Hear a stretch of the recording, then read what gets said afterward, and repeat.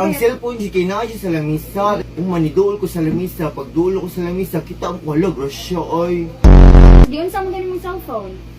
Ay, kuon. Hindi pag lucky.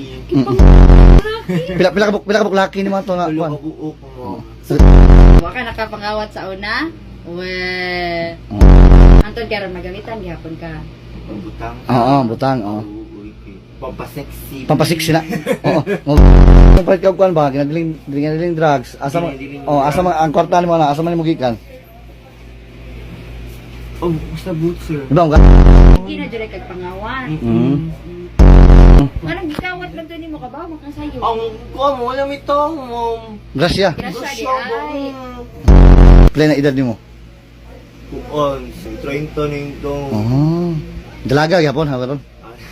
Babae lagi. Babae lang yun siya. Kuan. Oo.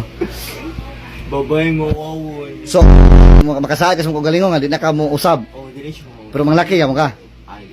Depende kung day sapi.